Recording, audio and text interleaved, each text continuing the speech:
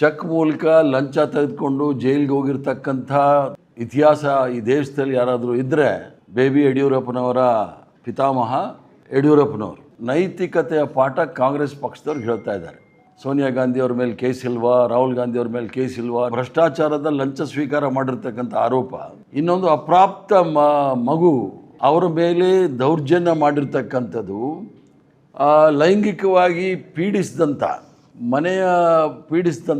ಮನೆಯ ಹುಡುಗ ನಮ್ಮ ಬಗ್ಗೆ ಆಪಾದನೆ ಮಾಡ್ತಾ ಇದ್ದಾರೆ. ಅಯೋಧ್ಯೆಯಲ್ಲಿ ನಡೆದಿರ್ತಕ್ಕಂಥ ಲಂಚ, ಜನಸಾಮಾನ್ಯರು ಭ್ರಷ್ಟಾಚಾರ ಆಗಿರ್ತಕ್ಕಂಥದ್ದು, ಹುಂಡಿ ಕಳ್ಳತನ ಮಾಡಿರ್ತಕ್ಕಂಥದ್ದು, ಸಾಮಾನ್ಯ ಜನಸಾಮಾನ್ಯರ ದೇಣಿಗೆಯಿಂದ ಹುಂಡಿ ತುಂಬಿರ್ತಕ್ಕಂಥದ್ದು. ಯಾವುದು BJP ಪಾರ್ಟಿಯವ್ರದ್ದಲ್ಲ ಅಥವಾ RSS ಅವ್ರದ್ದಲ್ಲ. ಅದ್ರ ಜೊತೆ ಇವ್ರು ಹೇಳಿದ್ದಾರೆ, ರಾಮ ಮುಖ್ಯವೋ ರಾಮನ ಹಣ ಕದ್ದವರು ಮುಖ್ಯವೋ ಎಂದು ವಿಜೇಂದ್ರ ಹೇಳಿದ್ದಾರೆ. ಅವರು ರಾಮನ ಹಣ ಕದ್ದವರ ಜೊತೆ ಸೇರಿಕೊಳ್ಳುತ್ತಾರೆ ಎಂದು ಇದರ ಹೇಳಿಕೆ ಮೂಲಕ ಭಾಳ ಸ್ಪಷ್ಟವಾಗಿ ಗೊತ್ತಾಗುತ್ತೆ. ರಾಮ ಮುಖ್ಯ ಅಂತೆ, ಹುಂಡಿ ಮುಖ್ಯ ಅಲ್ಲ ಅಂತ. ಅಂದರೆ ಯಾರು ಕಳ್ತನ ಮಾಡಿದ್ದಾರೆ ಅವ್ರ ಜೊತೆ ಇದ್ದಾರೆ ಅಂತ ಆಯ್ತು. ಬಂಗಾರ, ಬೆಳ್ಳಿ, ಈ ಒಂದು ಪುಸ್ತಕ ಅದು ಒಂದು ಕಳ್ತನ ಆಗಿದೆ. ಇದ್ರ ಬಗ್ಗೆ ನೀವು ಮರ್ಯಾದಾ ಪುರುಷೋತ್ತಮನ ಮರ್ಯಾದೆ ಉಳಿಸ್ಕೋಸ್ಕರ ನಾವು CBI ಮಾಡಬೇಕು ಅಂತ ಹೇಳಿದ್ವಿ. ಮೊನ್ನೆ ದಾವಣಗೆರೆನೋ ಚಿತ್ರದುರ್ಗದಲ್ಲಿ ಬೇಬಿ ಯಡಿಯೂರಪ್ಪನವರು ಸೋನಿಯಾ ಗಾಂಧಿ ಅವ್ರ ಮೇಲೆ, ರಾಹುಲ್ ಗಾಂಧಿ ಅವ್ರ ಮೇಲೆ ಟೀಕೆ ಟಿಪ್ಪಣಿಗಳು ಮಾಡಿದ್ದಾರೆ.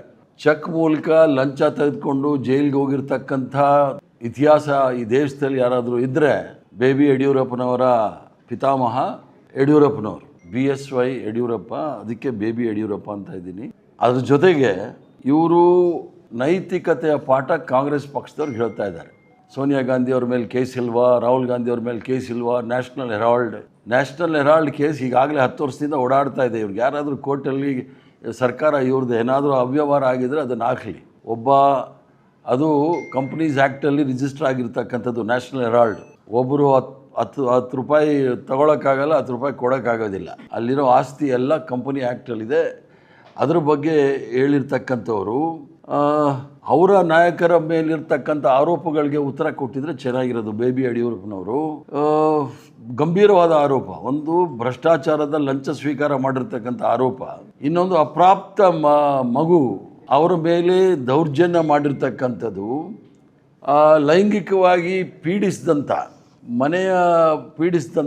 ಮನೆಯ ಹುಡುಗ ನಮ್ಮ ಬಗ್ಗೆ ಆಪಾದನೆ ಮಾಡ್ತಾ ಇದ್ದಾರೆ. ಶ್ರೀರಾಮಚಂದ್ರನ ಹಣ ಕಳುವು ಆರೋಪಗಳ ಪರವಹಿಸುವುದಲ್ಲಿ ವಿಶೇಷ ಅಂತ ನಮಗೇನು ಕಾಣೋದಿಲ್ಲ.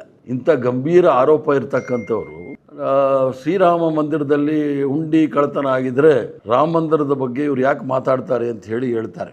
ಅಯೋಧ್ಯೆಯಲ್ಲಿ ನಡೆದಿರ್ತಕ್ಕಂಥ ಲಂಚ, ಜನಸಾಮಾನ್ಯರು ಭ್ರಷ್ಟಾಚಾರ ಆಗಿರ್ತಕ್ಕಂಥದ್ದು, ಹುಂಡಿ ಕಳ್ಳತನ ಮಾಡಿರ್ತಕ್ಕಂಥದ್ದು, ಸಾಮಾನ್ಯ ಜನಸಾಮಾನ್ಯರ ದೇಣಿಗೆಯಿಂದ ಹುಂಡಿ ತುಂಬಿರ್ತಕ್ಕಂಥದ್ದು. ಯಾವುದು BJP ಪಾರ್ಟಿಯವ್ರದ್ದಲ್ಲ ಅಥವಾ RSS ಅವ್ರದ್ದಲ್ಲ. ಕೋಟ್ಯಾಂತರ ಹಣ ಲೂಟಿ ಮಾಡಿರ್ತಕ್ಕಂಥವ್ರು. ಅದರಲ್ಲೇ ಇರ್ತಕ್ಕಂಥದ್ದು ಉತ್ತರ ಪ್ರದೇಶದ ಸರ್ಕಾರ, ಚೌಕಿದಾರರು ಇವರೇ. ಅದ್ರ ಯಾಕೆ ಹೇಳ್ತಾ ಇದ್ದೀನಿ ಅಂತ ಹೇಳಿದ್ರೆ, ರಾಮ ಮಂದಿರ ಹಗರಣವನ್ನು CBI ಕೊಡಬೇಕಂತ ನಮಗೇನು ಇದಿಲ್ಲ. ಯಾಕಂದರೆ ಉತ್ತರ ಪ್ರದೇಶದಲ್ಲಿ ಆಗ್ತಕ್ಕಂಥ ಎಲ್ಲ ಅನಾಚಾರಗಳು, ಎಲ್ಲ ದುರಾಚಾರಗಳು, ಎಲ್ಲ ಭ್ರಷ್ಟಾಚಾರಗಳು ಯಾವುದೂ ಸಹ ಹೊರಗಡೆ ಬರೋದಿಲ್ಲ. ಅದು ಕೇಂದ್ರ ಸರ್ಕಾರದ ಅಡಿಯಲ್ಲಿರ್ತಕ್ಕಂಥ CBI ಮೇಲೆ ನಮಗೆ ನಂಬಿಕೆ ಇಲ್ಲ. ಕೇಂದ್ರ ಸರ್ಕಾರದ ಇದರಲ್ಲಿ ನಿಗಾದಲ್ಲಿ ನಡೆದಾಗ ಅದನ್ನು ನಾವು ಬೇರೆ ರೀತಿ ತೆಗೆದುಕೊಂಡು ಆಗ್ತಕ್ಕಂಥ ಅವಕಾಶಗಳು ಇದೆ. ಅದರ ಜೊತೆಗೆ ಯಡಿಯೂರಪ್ಪನವ್ರು ಎಷ್ಟು CBI ಕೇಸ್ ಕೊಟ್ಟಿದ್ದಾರೆ ಅನ್ನೋದು ಪ್ರಶ್ನೆಯೂ ಬರುತ್ತೆ. ನಾವಾದರೂ ಕೆಲವು ಕೇಸ್ಗಳು 2G 3G ಅಂತ ಹೇಳಿದೆಲ್ಲ ನಾವೇ CBI ಕೊಟ್ಟಿದ್ವಿ. ಸುಪ್ರೀಂ ಕೋರ್ಟ್ ಏನೇನು ತೀರ್ಮಾನಗಳೆಲ್ಲ ಕೊಟ್ಟಿದ್ದಾರೆ ಅನ್ನೋದು ಭಾಳ ಸ್ಪಷ್ಟವಾಗಿದೆ. ಅದ್ರ ಜೊತೆ ಇವ್ರು ಹೇಳಿದ್ದಾರೆ, ರಾಮ ಮುಖ್ಯವೋ ರಾಮನ ಹಣ ಕದ್ದವರು ಮುಖ್ಯವೋ ಎಂದು ವಿಜೇಂದ್ರ ಹೇಳಿದ್ದಾರೆ. ಅವರು ರಾಮನ ಹಣ ಕದ್ದವರ ಜೊತೆ ಸೇರಿಕೊಳ್ಳುತ್ತಾರೆ ಎಂದು ಇದರ ಹೇಳಿಕೆ ಮೂಲಕ ಭಾಳ ಸ್ಪಷ್ಟವಾಗಿ ಗೊತ್ತಾಗುತ್ತೆ. ರಾಮ ಮುಖ್ಯ ಅಂತೆ, ಹುಂಡಿ ಮುಖ್ಯ ಅಲ್ಲ ಅಂತ. ಅಂದರೆ ಯಾರು ಕಳ್ತನ ಮಾಡಿದ್ದಾರೆ ಅವ್ರ ಜೊತೆ ಇದ್ದಾರೆ ಅಂತ ಆಯಿತು. ನಾವು ನರೇಂದ್ರ ಮೋದಿ ಮತ್ತು ಅಮಿತ್ ಶಾ ಅವರ ರಾಜೀನಾಮೆ ಯಾಕೆ ಕೇಳ್ತಾ ಇದ್ದೀವಿ ಅಂತ ಹೇಳಿದ್ರೆ, ಆ ಟ್ರಸ್ಟನ್ನ ಸ್ಥಾಪನೆ ಮಾಡಿದವರು ನರೇಂದ್ರ ಮೋದಿಯವರು, ಆ ಟ್ರಸ್ಟ್ಗೆ ಶಿಲಾನ್ಯಾಸ ಮಾಡಿದವರು ನರೇಂದ್ರ ಮೋದಿಯವರು, ಇವ್ರಿಗೆ ಪ್ರಾಣ ಇಲ್ಲದೇ ಇದ್ರೇನು ಆ ಬಾಲರಾಮನಿಗೆ ಹೋಗಿ ಪ್ರಾಣ ಪ್ರತಿಷ್ಠಾಪನೆ ಮಾಡಿದವರು ಇವರೇ. ಈ ವಿಶ್ವಗುರುಗೆ ಯಾರು ಅಧಿಕಾರ ಕೊಟ್ಟಿದ್ರು ಅಂತ ಆಗಲೂ ಸಹ ನಾವು ಕೇಳಿದ್ವಿ. ಇವೆಲ್ಲ ಮಾಡಿದ ಮೇಲೆ ಜವಾಬ್ದಾರಿ ಯಾರು ವಹಿಸ್ಕೋಬೇಕು? ಪ್ರಾಣ ಪ್ರತಿಷ್ಠಾಪನೆ ಮಾಡಬೇಕಾಗಿರೋದು ಆಗಮದ ಶಾಸ್ತ್ರದ ಮೂಲಕ ಆಗಬೇಕಾಗಿತ್ತು, ಇಲ್ಲ ಜಗದ್ಗುರುಗಳು ಮಾಡಬೇಕಾಗಿತ್ತು. ವಿಶ್ವಗುರುಗಳು ಮಾಡೋಕ್ಕೆ ಅಧಿಕಾರ ಇಲ್ಲ. ಅದಕ್ಕೆ ನಾವು ಕೇಳ್ತಾ ಇರೋದು ರಾಜೀನಾಮೆ ಕೊಡಬೇಕು. ಯಾಕಂದರೆ 200 ಕೋಟಿ ಲೂಟಿ ಆಗಿದೆ. 5 ಕೋಟಿ ರೂಪಾಯಿದ ತುಳಸಿ ಮಾನಸ ಚರಿತ್ರ ಅಂದರೆ ರಾಮಾಯಣ ಬರೆದಿರ್ತಕ್ಕಂಥದ್ದು ಬಂಗಾರ, ಬೆಳ್ಳಿ, ಈ ಒಂದು ಪುಸ್ತಕ ಅದು ಒಂದು ಕಳ್ಳತನ ಆಗಿದೆ.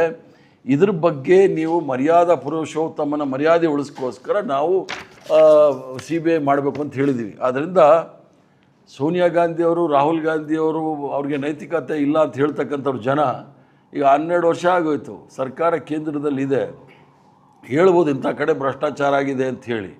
ಆದ್ದರಿಂದ ಇವರಿಂದ ನಾವು ಕಲಿಬೇಕಾದ ಏನೂ ಇಲ್ಲ. ಕರ್ನಾಟಕದ ಲಿಂಕ್ ಭಾಳ ಚೆನ್ನಾಗಿದೆ. ಕರ್ನಾಟಕದ ಲಿಂಕು ಅವ್ರ ಹೆಸರು ಹೇಳ್ತೀನಿ ಕೇಳಿ. ಅವರು ಮಹಾ ಹೋರಾಟಗಾರರು, ಯಾವುದು ಈ ಹಿಂದುತ್ವದ ಹೋರಾಟಗಾರರು. ಅದರಲ್ಲಿ ಗೋಪಾಲ್ ನಾಗರಕಟ್ಟೆ ಅಂತೇಳಿ ವಿಶ್ವ ಹಿಂದೂ ಪರಿಷತ್ತಿನ ಪ್ರಧಾನ ಕಾರ್ಯದರ್ಶಿಗಳು, ರಾಷ್ಟ್ರೀಯ ಪ್ರಧಾನ ಕಾರ್ಯದರ್ಶಿಗಳು ಕರ್ನಾಟಕದವರು. ಇವ್ರನ್ನ 5 ದಿವಸಗಳ ಕಾಲ ವಿಚಾರಣೆ ಮಾಡಿದ್ದಾರೆ. ಚಂಪಕ್ ರಾಯ್ ಜೊತೆ, ಆ ಲಂಪಟ ಇದ್ದಾನಲ್ಲ ಅವನ ಜೊತೆ ಸೇರಿಕೊಂಡು ಇವರು ಲೂಟಿ ಮಾಡಿರ್ತಕ್ಕಂಥದ್ದು ಜನಸಾಮಾನ್ಯರ ಹಣ, ದೇವರ ಹೆಸರಲ್ಲಿ ಲೂಟಿ ಮಾಡ್ತಕ್ಕಂಥವ್ರದ್ದು. ಮತ್ತು ದೇವಸ್ಥಾನಗಳು, ಈಗಾಗಲೇ ನಾನು ಹೇಳಿದ್ದೀನಿ, ಪುನಃ ಹೇಳ್ತೀನಿ, ಭಾರತ ದೇಶದಲ್ಲಿ ಲೂಟಿ ಮಾಡ್ತಕ್ಕಂಥ ಇತಿಹಾಸ ಸೃಷ್ಟಿ ಮಾಡಿರೋದು ಇವರೇ.